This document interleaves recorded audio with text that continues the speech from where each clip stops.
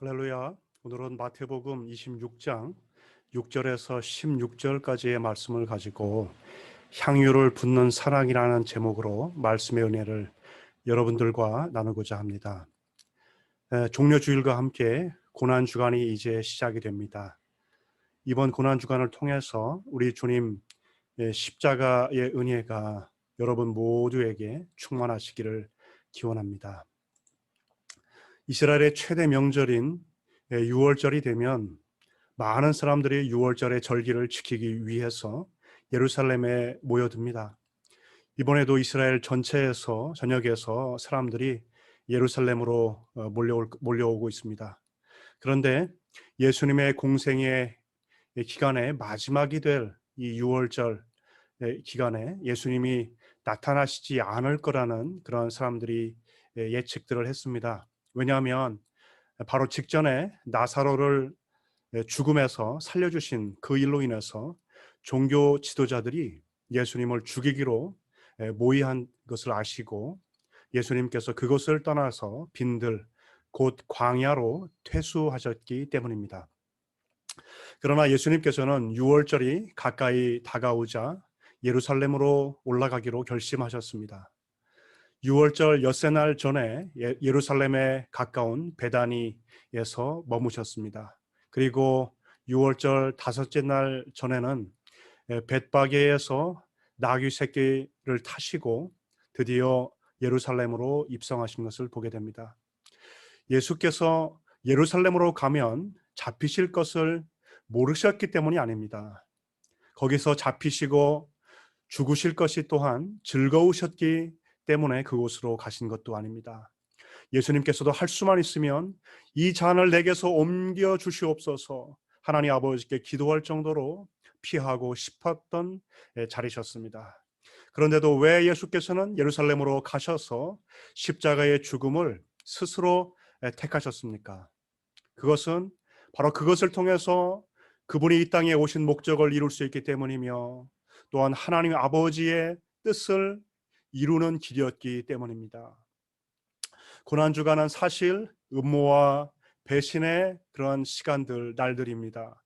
그래서 어둡고 단조의 음색을 내는 그런 기간들이죠.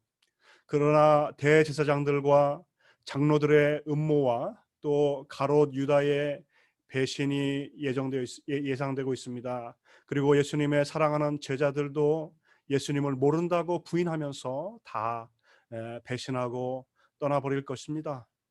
바로 그 사이에 예수님께 향유를 붓는 한 여인의 사건을 통해서 오늘 본문이 우리에게 전달해 주고자 하는 메시지는 무엇일까요? 먼저 이 여자가 누구인지를 우리는 살펴봐야 되겠습니다. 사복음서를 우리가 주의해서 읽어보면 오늘 본문인 마태복음 26장 오늘 본문과 마가복음 14장 3절에서 9절 그리고 요한복음 12장 1절에서 8절은 동일 사건을 다루고 있는 병행 구절이라는 것들을 우리가 볼 수 있게 됩니다. 왜냐하면 그 장소가 동일하게 베다니에서 일어났으며 예수님의 사역의 시기의 말기, 즉 십자가에서 돌아가시기 전 일주일 직전에 그 지점에 일어난 사건이며 또 동일하게 이것이 마리아에 의해서 예수님에게 향유 옥합이 깨어지고 기름이 부어진 사건이라는 것을 우리가 알 수가 있습니다. 요한복음에서는 전에 죽은 나사로를 살리신 베다니라고 그 지역 이름을 명시해 놓고 있습니다. 또 마태복음과 마가복음에서는 베다니 가운데서도 나병 환자, 특별히 시몬의 집이라고 추가적으로 밝히고 있습니다. 따라서 우리는 예수님께서 예루살렘 성에 입성하시기 전에 베다니에 머무셨고 그 베다니라고 하는 도시 안에서도 나병 환자였던 시몬의 집에서 벌인 잔치에 참여하셨고 그리고 그 잔치에 나사로가 함께 참석해서 그 잔치를 기뻐하였으며 나사로의 누이 마르다는 잔치 음식을 만들고 있었고 그리고 바로 이 마리아가 나사로의 누이 마리아가 이 향유 옥합을 깨어서 예수님께 부어드린 바로 그 장본인이라는 것을 우리가 알게 됩니다. 그런데 이것과 비슷하지만 조금 다른 사건이 다른 복음서에 기록되어 있습니다.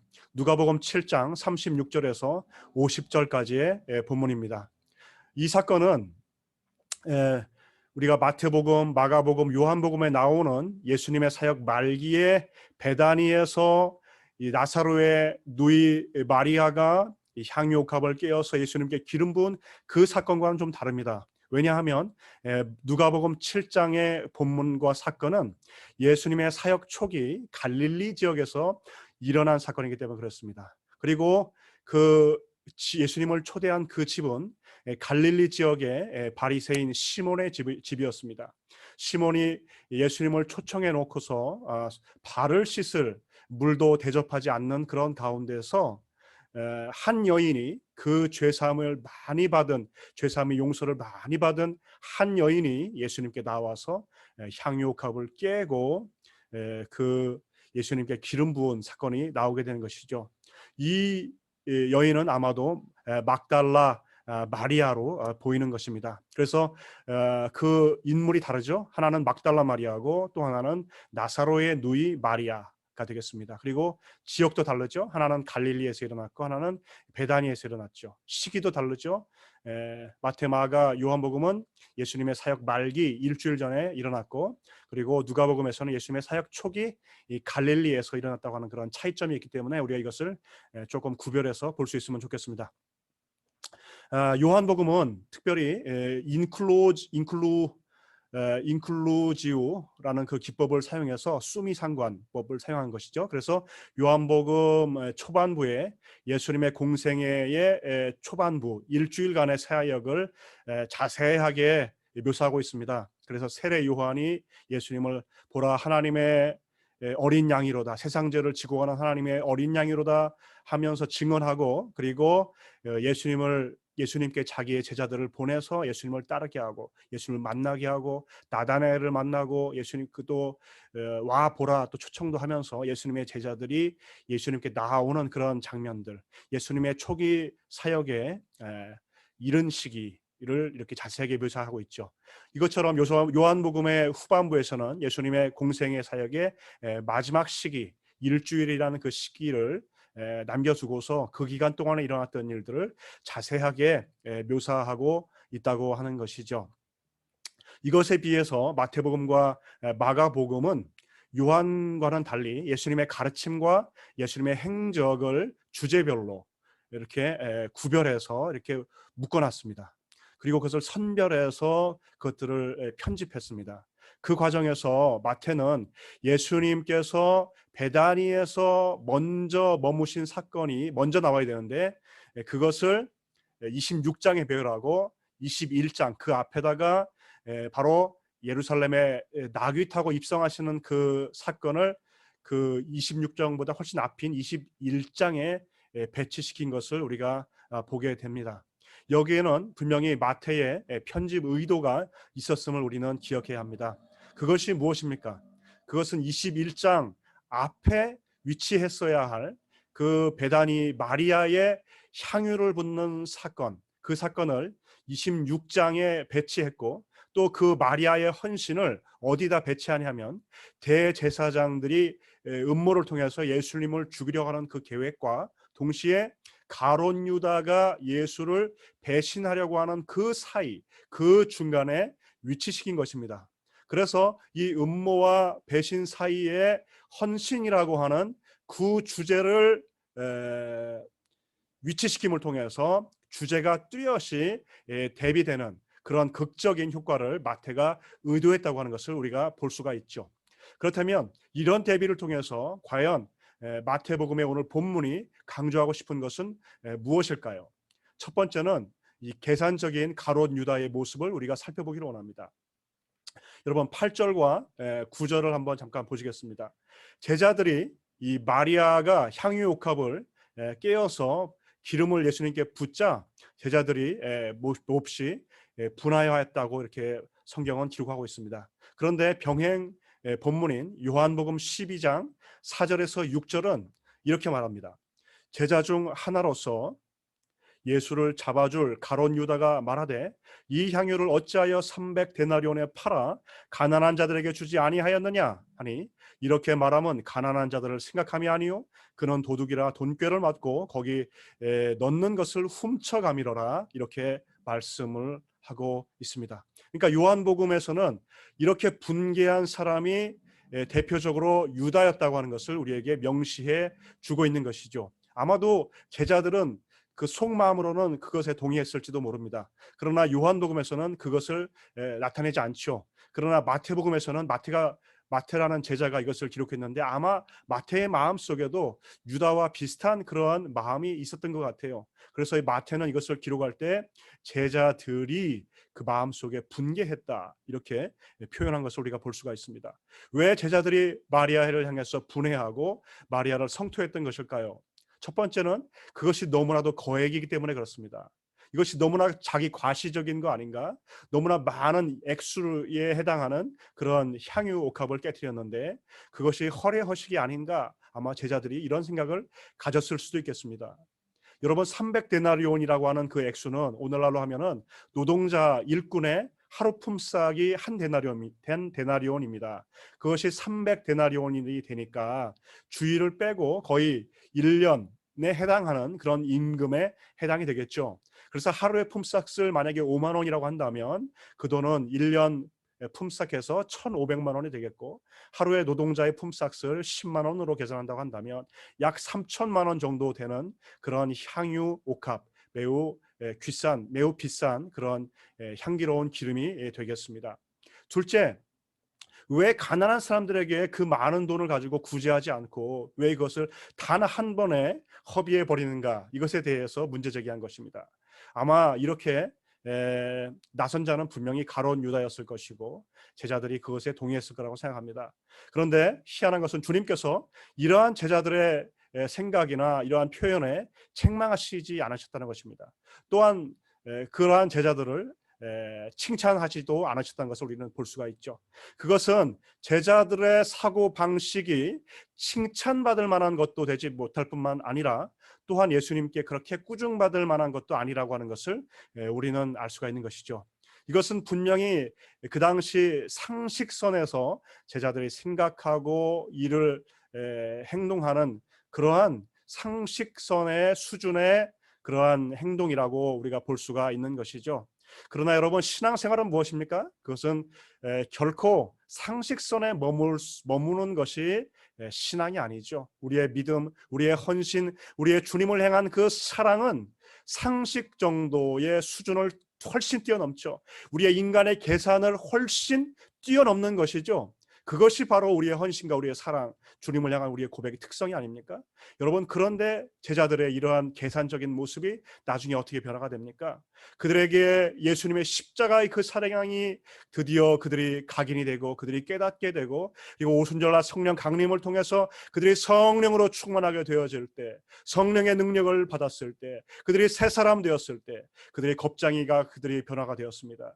그들이 계산적이던 사람들이 그런 제자들이 변화가 돼서 이제 예루살렘과 유대와 사마리아와 땅끝까지 이르러서 내 증인이 되라고 하시는 그 주님의 말씀을 따라서 그 복음의 증인이 되고 하나님 나라의 복음을 증거할 때에 여러분 놀랍게도 제자들은 변화가 되었어요. 그래서 그 복음을 증거하는 일을 위해서 그들의 목숨이 버려지고 순교를 당하는 그러한 상황이 그들 가운데 처해져 왔을지라도 결코 그들은 자기의 목숨을 내어주는 것을 아까워하지 않는 그러한 존재들로 변화된 것을 우리가 보게 된 것이죠.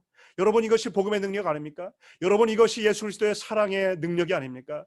예수님의 그 십자가의 사랑의 그 능력이 우리를 변화시키는 것이죠. 계산적이던 사람을 변화시키는 것이고 두려워하던 사람들을 용기 있게 만드는 그 복음의 능력이 오늘도 저와 여러분을 사로잡으시기를 주님의 이름으로 축원합니다. 여러분 세 번째로 요한은 가룟 유다가 그렇게 성토한 본질적인 이유는 그가 겉으로는 가난한 자들을 생각하는 것처럼 그렇게 말을 했지만 실제로는 그것이 아니었다라고 하는 것을 우리에게 말씀해 주고 있습니다. 그가 비판하고 나선 것은 가난한 자들에 대한 걱정과 염려와 연민 때문이 아니었습니다. 그는 예수님 일행의 제자들의 공동 자금을 맡은 그런 자였죠.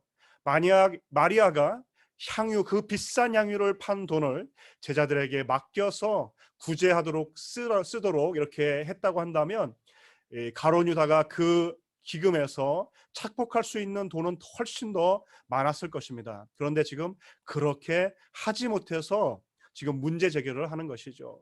그에게는 예수님도, 그에게는 예수님을 따라다니는 그런 사람들도, 여러 헌신적이고 희생적인 그런 사람들이 바쳤던 그런 헌금도 그것이 자신의 부를 축적시키기 위한 그런 수단으로 그런 삼았고, 예수님을 따라다녔던 것도 그것이 그가 예수님을 통해서 그가 세상에서 어떤 명예와 지위를 유지시키기 위한 한 수단과 도구와 방편으로 그가 그렇게 살았던 것을 우리는 볼 수가 있었던 것입니다. 이것을 통해서 예수님과 그가 보낸 시간이 많고, 정말로 예수님께 배웠던 가르침과 예수님의 행적 기적들을 그가 많이 보았음에도 불구하고 그것이 예수님을 아는 참다운 지식에 도달하지 못했다는 것을 바라볼 때, 그리고 그것이 더 위선적이고 기만적인 사람이 되도록 가룟 유다를 만들었다고 하는 것을 우리가 바라보게 될 때, 여러분, 이것이 정말 우리에게 큰 경계가 되는다고 우리가 볼 수가 있겠습니다. 그렇구나, 우리가 예수님 앞에 많이 오랜 시간을 또한 그분께 배우고 들은 말씀의 그 양이, 그것이 우리에게 우리 자신을 변화시키는 정말 걸음이 되고 토양이 되려고 한다면, 그것은 바로 우리가 믿음의 사람이 되어야 하며, 우리가 믿음으로 예수를 나의 주, 나의 하나님으로 고백해야 할 뿐만 아니라, 정말 내가 그 믿음의 길에서 들어서서 헌신하는 사람이 될 때, 그것이 정말 나를 변화시키는 말씀이 될 수 있다고 하는 것을 우리가 보게 되는 것입니다.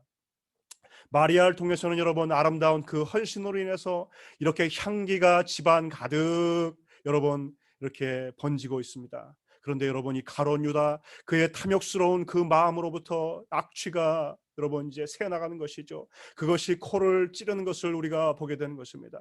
아낌없이 향유를 부은 그 마리아와 여러분 철저하게 재물을 탐한 가룟 유다, 그 두 사람은 모두 예수님의 죽음에 관여하게 됩니다. 한 사람은 예수님을 죽음에 넘겨주게 되었고, 다른 한 사람은 예수님의 죽음을 그의 헌신 가운데 예수님의 장사를 준비한 그런 귀한 인생이 된 것이죠. 여러분, 이 가운데 저와 여러분은 어떤 인생을 살기를 원하십니까? 마리아와 같은 그런 귀한 헌신의 이런 인생을 사시기를 주님의 이름으로 축원합니다. 어떤 학자들은 가룟 유다가 예수님께 실망했기 때문에 예수님을 팔게 되었다고 이렇게 말하기도 합니다. 예수님을 향해서 가룟 유다는 장차 올 메시아요 왕으로서 이스라엘을 해방시키고 새 나라를 건설하실 위대한 왕, 능력의 왕, 권세자로 그는 모셨기를 원했던 것입니다. 그러나 예수님께서 내가 고난받을 것이다, 내가 곧 대제사장들과 장로들에게 붙잡혀서 죽을 것이다, 그리고 십자가에 죽으신다고 하시는 그 말씀의 예언, 그리고 점점 그것이 실현되고 실체화되어지는 그런 가운데서 아마도 가룟 유다는 충격을 받았을 것이고, 그리고 여러분 오늘 본문의 22절을 보세요. 다른 제자들은 예수님을 향해서 주여라고 부릅니다. 그러나 여러분 25절을 보세요. 유다는 끝까지 예수님을 향해서 주여란 말을 하지 않습니다. 주님이란 말을 하지 않습니다. 그 대신 랍비어라고 말합니다. 무슨 말입니까? 예수님을 향해서 선생님 이 정도로 부르기만 한다고 하는 것이죠. 여러분, 그러니까 이 유다는 예수께서 지시는 그 십자가의 의미를 깨닫지 못했던 것을 알 수가 있습니다. 그는 믿음의 사람이 아니었고, 십자가를 지시는 예수님의 그 죄인들을 향한 용서하기 위한 예수님의 놀라운 그 사랑을 바로 알지 못했던 것을 알 수가 있는 것이죠. 그 십자가를 가룟 유다는 이해할 수가 없었던 것이죠. 여러분, 그래서 16절을 보세요. 유다는 듣기 좋은 말로 가난한 자들을 도왔어야 했다고 그렇게 성토했는데, 정작 지금 뭐합니까? 자신은 예수님을 넘겨줄 그런 기회를 지금 찾고 있는 것을 우리가 보게 되는 것입니다. 여러분, 매사에 계산적이며 모든 것을 저울질하며 따지는 그런 사람에게 여러분 없는 것이 무엇인지 아십니까? 그건 바로 사랑입니다. 뜨거운 헌신의 대상이 그에게는 없다는 것입니다. 여러분, 제자들 중에서 회개를 유다가 맡았으니 얼마나 그가 머리가 비상하고 머리 회전이 빠른 사람인 줄을 우리가 알 수가 있습니다. 그러나 자기의 모든 것을 드릴 그 사랑의 대상, 그 헌신의 대상을 아직 발견하지 못한 그 사람은, 그 사람의 인생은 매우 공허한 것이죠. 그러나 사랑하며 참으로 헌신할 인생의 대상을 바로 발견한 자들은, 그들은 가슴이 뛰는 자들이고, 그들은 행복한 자들이고, 그들은 바로 인생의 푯대를 발견해서 정말로 기쁘게 살아갈 수 있는 자들이 아닙니까? 여러분, 사랑은 계산으로 하는 것이 아닙니다. 뜨거운 가슴이 그것을 허락지 않기 때문입니다. 그러나 사랑이 없는 사람은 늘 계산이 앞서서 바로 그렇게 살아가는 사람들이죠. 사랑하는 성도 여러분, 형제자매 여러분, 여러분 기회, 가룟 유다처럼 기회를 쫓아서 살지 마시고 하나님의 뜻을 따라서 사시는 여러분들이 되시기를 축원합니다. 또 계산을 따라서 살지 마시고 사랑을 따라서 사시는 여러분들이 되시기를 주님의 이름으로 축원합니다. 둘째로 우리가 살펴볼 인물은 바로 마리아입니다. 유다는 배신의 인물이었다고 한다면 마리아는 그것과 대조되는 인물로 헌신의 대명사가 된다고 할 수가 있겠습니다. 유다는 탐욕과 배신으로 예수님의 죽음을 앞당겼지만, 그러나 마리아는 사랑과 헌신으로 예수님의 죽으심과 장사를 준비했던 것이죠. 여러분, 그렇다면 그 값비싼 향료를 갖다가 예수님께 부어드린 마리아의 그 동기는 무엇이었습니까? 왜 마리아가 그렇게 행동했을까요? 우리가 값진 것을 아까운 줄 모르고 바보처럼 다 내어놓을 때가 언제입니까? 여러분, 사랑할 때가 아닙니까? 사람이 언제 가장 행복합니까? 바로 그렇게 사랑할 때 아닙니까? 사랑에 빠질 때 우리 인간이 좀 바보스럽게 보일지를 몰라도 그 인생이 가장 행복한 그러한 계절이 아닙니까? 여러분, 사랑에는 바로 이렇게 계산하지 않는 일종의 무모함이 늘 있는 것입니다. 내가 가진 전부를 주어도 더 주지 못하는 그런 아쉬움이 늘 남는 것이 바로 사랑이 아닙니까? 오늘 본문과 병행 구절인 요한복음 12장 바로 앞에 요한복음 11장에 어떤 사건이 기록되어 있습니까? 바로 이 마리아의 오라버니 이 나사로가 죽어서 나흘이 되고 썩어서 그 시체가 썩는 냄새가 나는 그때에 예수님께서 바로 그 베다니를 찾아오셔서 바로 그 시체가 된, 죽어서 송장이 되고 썩어서 냄새가 나는 그 나사로를 예수님께서 다시 예수님의 능력으로 살리지 않으십니까? 내가 믿으면 정령 영광을 보리라. 내가 곧 길이요 진리요 생명이니 나를 믿는 자는 살겠고 영원히 죽지 아니하리라. 주님께서 말씀하시지 않으셨습니까? 그리고 주님의 말씀의 능력대로 나사로야 나오라 말씀하실 때 그 배를 동동 가며든 그 나사로가 죽어서 썩어서 냄새나던 그 시체, 썩어가는 그 시체의 나사로가 다시 살아서 나오지 않습니까? 그것을 향해서 예수님께서 그 나사로를 자유롭게 하고 그를 쌓아놓은 그 배를 벗겨서 그를 자유롭게 다니게 하라고 주님께서 말씀하시지 않습니까? 죽어있는 송장 나사로를 살리신 그 예수님의 사랑, 여러분, 죽은 생명, 목숨을 다시 그 생명을 회복하고 그 생명을 부여받은 그 놀라운 그 사랑, 놀라운 그 은혜를 덧입은 그 순간, 바로 그 마당에서 여러분 무엇이 더 아까울 것이 있겠습니까? 여러분 무엇을 계산할 것이 있겠습니까? 마리아는 바로 그 놀라운 예수님의 사랑, 자신의 오라버니를 살려주신 바로 그러한 사랑, 바로, 그리고 저와 여러분들도 여러분 산송장 같은 자들 아닙니까? 우리가 예수님을 알기 전에 죽었던 자들이 아닙니까? 나병 환자와 같이 우리가 죄로 인해서 썩어서 문드러지지만 우리가 문드러져 나는 그 악취를, 우리는 산송장 같은 우리의 존재를 우리는 알지 못하면서 우리는 영적으로 죽어있던 시체 같았던 저와 여러분을 다시 살려주신 예수 그리스도 아니십니까?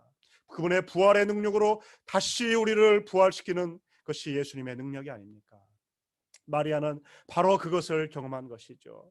그 예수님의 사랑 앞에, 그 예수님의 능력 앞에, 그 예수님의 은혜 앞에 마리아가 300데나리온이나 되는 그 순전한 나두, 그 향유 옥합을 깨서 예수님께 부어드린 것을 오늘 본문에서 말씀하고 있는 것입니다. 여러분, 그 향기가 집안을 진동하고 있습니다.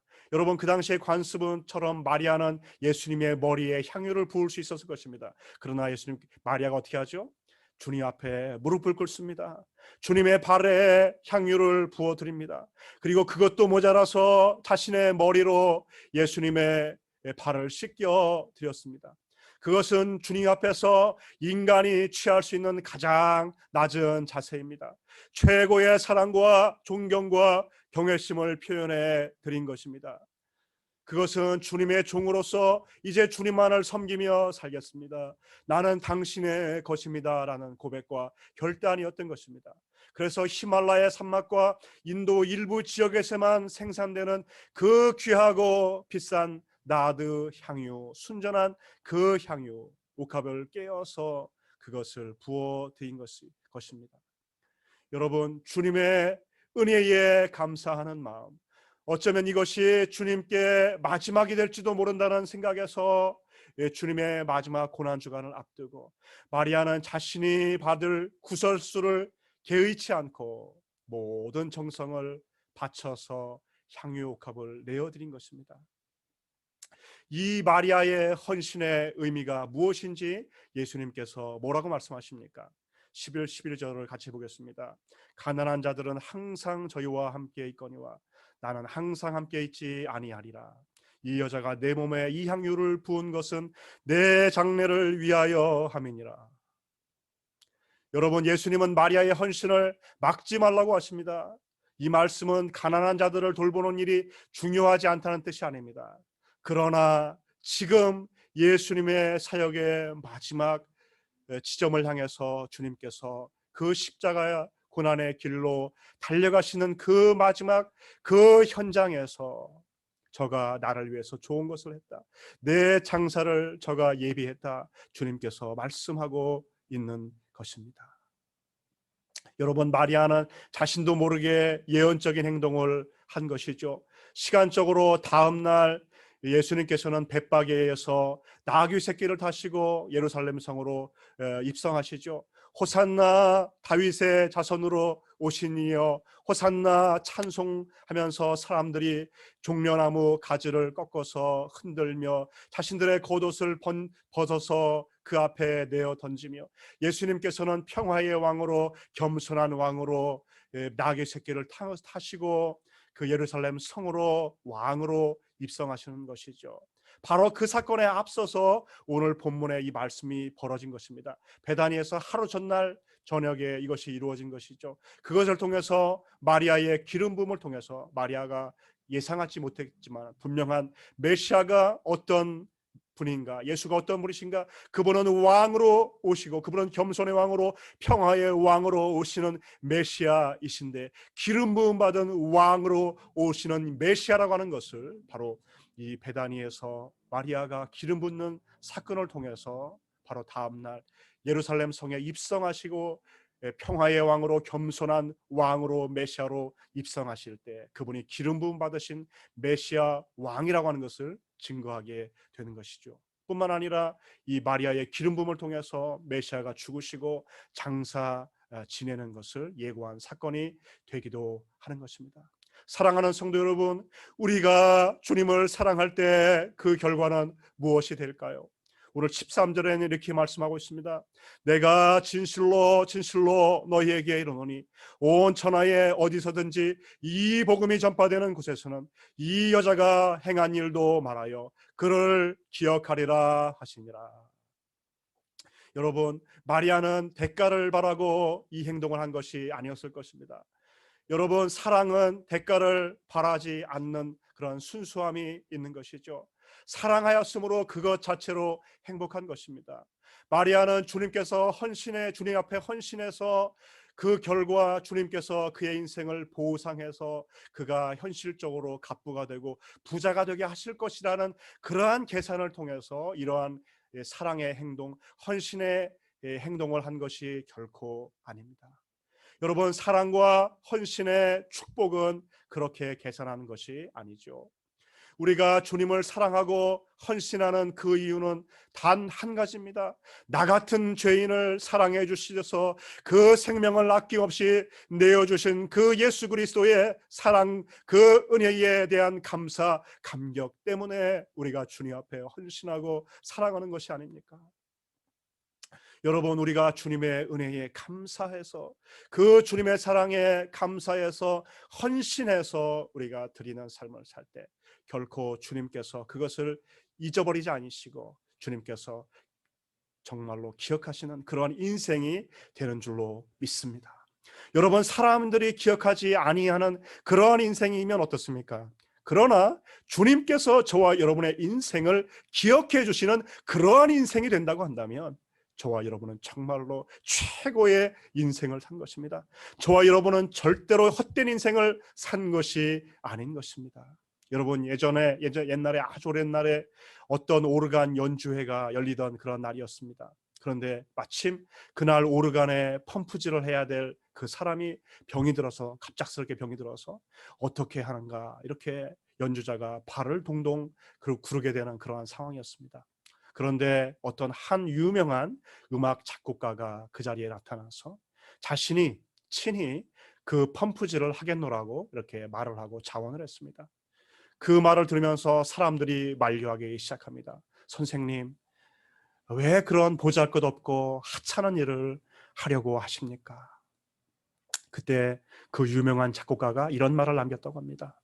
내가 음악을 위해서 할 수 있는 일이 있다고 한다면 그것이 어떤 일이 되었든지 그것은 절대로 초라한 일이 되지 않습니다. 그것은 나에게 큰 기쁨이요 영광이 되기 때문에 그렇습니다 라고 그 유명한 작곡가가 그런 말을 남겼다고 하는 것이죠.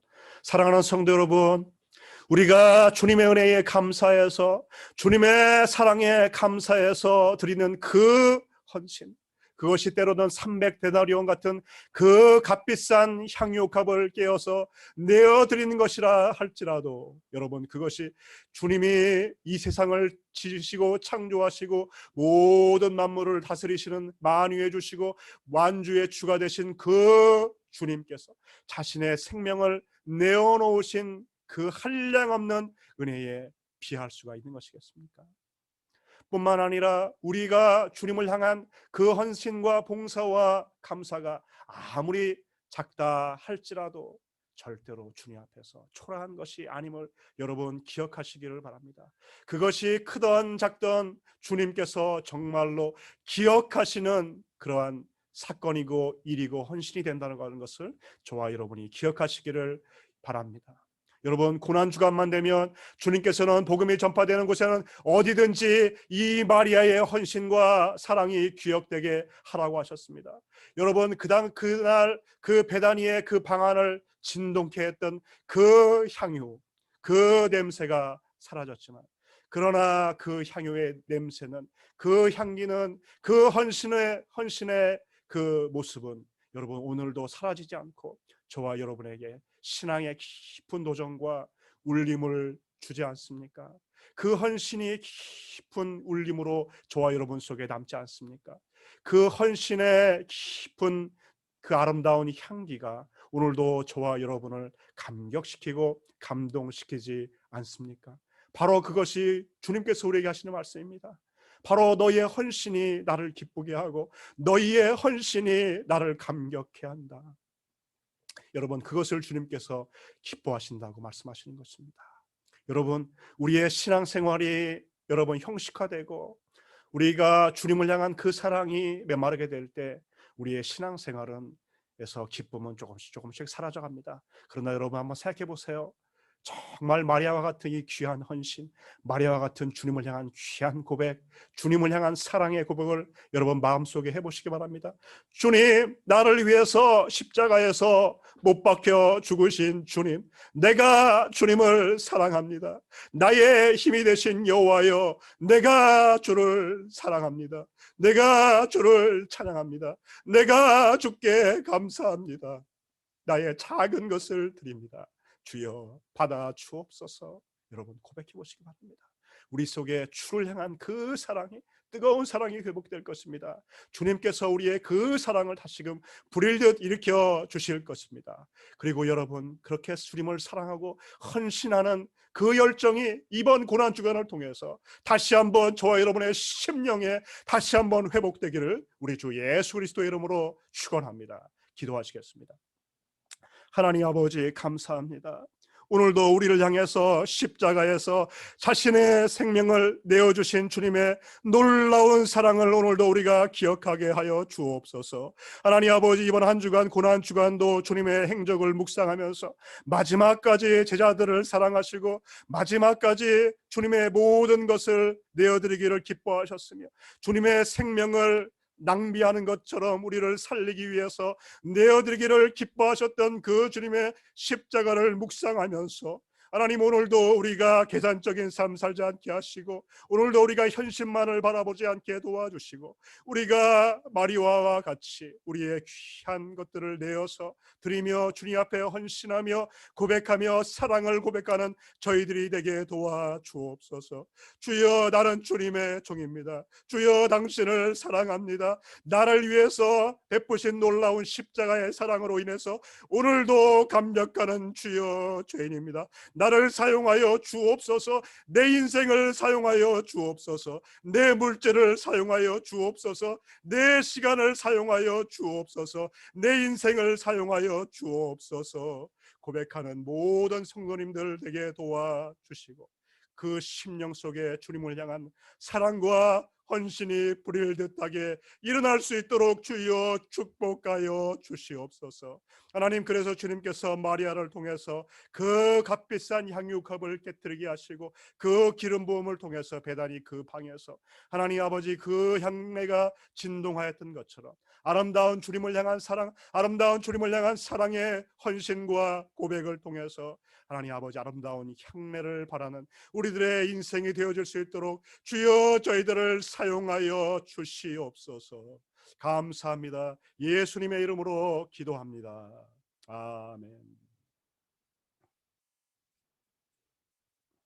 감사합니다. 오늘도 귀한 말씀의 은혜를 여러분과 나눌 수 있어서 감사합니다. 이번 고난 주간에 이 놀라운 주님의 십자가의 대속의 은혜가 저와 여러분에게 충만히 임하시기를 주님의 이름으로 축원합니다.